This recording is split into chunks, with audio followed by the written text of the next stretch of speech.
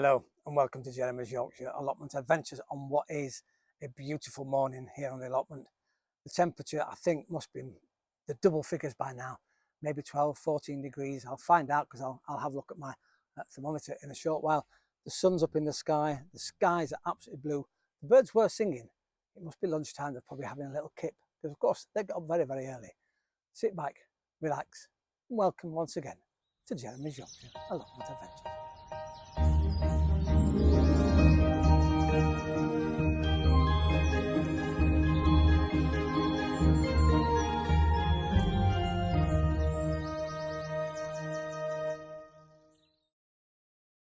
As I said, it's a beautiful day here on the allotment, and I thought I'd start the day by building my new cloche. And what I love about it is this: it's got a raised bed at the bottom, and so you can fill that. And I thought, what I'd do in here, it's a plastic one. I thought I'd just put my lettuce in there. I've got all sorts of different lettuces. I'm going to combine them in here, and this can be my little lettuce station. It's a little like an Edwardian case, or Wardian case as it's actually called, but we'll talk more about that, as I said, in another show. This is exciting. Not yet built it because I got slightly distracted.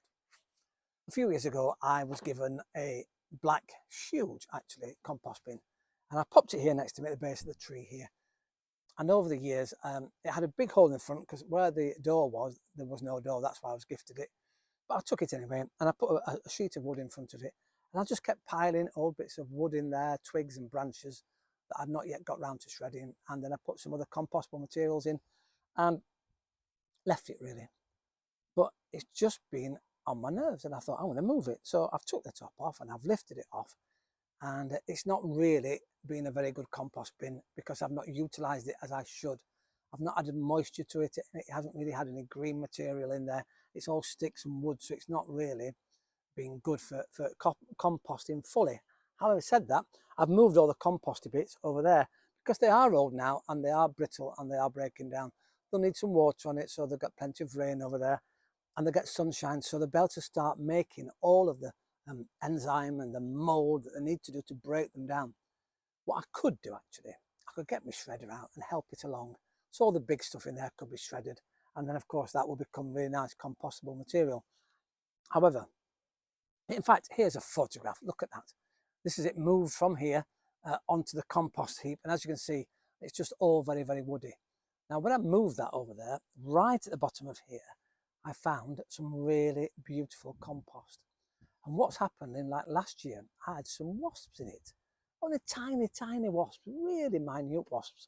And they were in and out, didn't do anybody any harm, never bothered me, but they're always useful, the little tiny wasps. I do like them. In fact, even the big wasps are really useful because they will come and eat all the pests that you may have on your allotment or your growing space, wherever. They are annoying, of course, I know they are, but they are very good for helping with pests, aphids, all that sort of thing. So, cleared it out, fantastic compost at the bottom. Had to go through it, of course, because, if you know, my little friend bangweed, and I've got a full bucket full out of there. It was twirling round, absolutely loved it, obviously.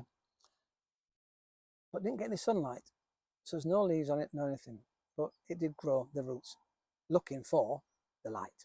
However, I've put the compost from here into my metal raised bed, so that's filling up nicely.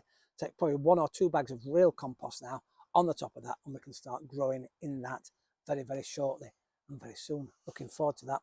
May again put a frame up, get my peas in there, as well as growing peas on the greenhouse over there. What's also nice is I started to tidy the bank behind me as well, because once you start with bangweed, as you know, you need to get it out. And there's loads and loads in here. And so I've got as much out as I can. It means also the path behind me now is almost level to the greenhouse, which is really lovely. The soil from here spare, I've just thrown onto on my growing area here. And that'll be dug in over the next few days or so. Gosh, it's really, really nice here. Now, behind me, I'm going to move that way. A few years ago, I put some bulbs in, and they were bluebell bulbs, and they didn't do very well last year, very wet, even though they don't mind it because they grow under trees and they like it dank and dark. However, they're coming back here, so hopefully with the sunlight here, we'll get some bluebells on this bank. What I'm going to do with this bank behind me now, this part here, we'll rake it down, make sure it's nice and fine, and when the time comes, we'll sow our wildlife seeds. And that's got all sorts of lots of mixtures. It's got poppies and cornflowers in it, all sorts of things that will attract bees and butterflies to your garden. Because once again, they are the first line of defense when it comes to aphids, any creatures we don't want. Get butterflies in, get bees in here, get them on, and also that helps with pollination too, with the rest of the stuff growing on the allotment. It's great, isn't it? Working alongside nature.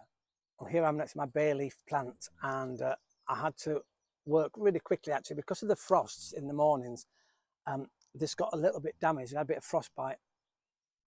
Not had much frost over winter, but very, very cold. But it survived, it's grown, it's coming back. So I had to cut a lot of the leaves off, the good leaves. And what I've done some, well, I've dehydrated them in our air fryer. Took about an hour. It was about 50-ish, 48, 50 degrees in there. And the funny thing was, at the first, they were flying all over the place towards the fans at the top that create the air frying mode. So I had to take it out and put them under the tray at the bottom. They've dried out beautifully. They're now a full jar. In fact, I've got a full jar and another full jar. So off this plant, I've got 2 full jars of beautiful smelling bay leaves for use in cookery. It's fantastic, and it's still producing leaves. What I am going to do though, I'm going to go along and cut some of these leaves off. What I've noticed, and I'm going to keep an eye out for, I have got some leaves here, look, that have been eaten. Look at that. I need to catch the culprit because I don't want them hanging around on my plant because it's my plant and not theirs. Although we could share, as long as they don't eat it all. So yes, we're on the watch for who's eating my bay leaf. It could be snails, you know. Tiny, tiny snails. Oh well, here we go. Time to become a detective. Well, here I am, a completed frame and tunnel really. It's a little cloche, fantastic. However, it's taken 4 bags of 50 litres, so that's 200 litres of soil is in here, but it's quite a big space actually, and we're going to have lots of growing. I've got 2 panels here that open up, so 2 doorways, so I can easily get access to them, and I've got left a pathway down here so I can get access to the rest of the allotment behind me. Full sun, obviously. It's going to be really warm in here, so maybe even the chilies could go in here in the summer. A little lovely microclimate. It's going to be really nice. I've watered it, so now it'll probably be self-watering actually, because obviously we'll get condensation in there because it'll heat the soil up, heat the water up, the heat water a bit like the clouds will come upwards and make a lovely, hopefully, lovely watery surface, which will eventually drip back down and yeah, be able to be fantastic. The funny thing is though, you think the easiest part of this was building the frame. Putting this plastic cover on, well, that took some doing. It's funny that I thought that putting the plastic cover on would be easy, because of course I've had to stretch it, you've had to make sure everything's in the right place. The problem with these sort of things are they are a little bit delicate.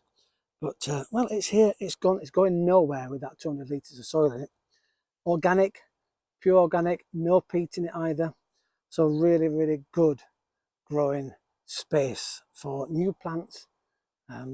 Yeah, even putting out at night, you know, leaving them out like a cold frame. We could use it as that. And this was £15, which I don't think's bad. A bargain. So £15. In fact, funny enough, it's already steaming up. I can see it happening here on this side, and I can feel it filling with hot air. It's bouncing. So this will become a little bit tighter. And it's literally being closed just before I started filming. So I can't wait to see. Just looking now. No, I thought as a whole it's not good. Well, once again, thank you very much for watching Jeremy's Yorkshire Allotment Adventures. It's great to have you on board. Keep subscribing, and well, we'll keep going, and we'll keep looking at different things. Again, don't forget, send me your messages. I really enjoy reading them out. In fact, we'll do that next time. We'll have a little bit of a message day from all of my viewers from all around the world. Thanks for watching. See you again next time here on Jeremy's Yorkshire Allotment Adventures. I think now it's time for another cup of tea. Ta-ra for now.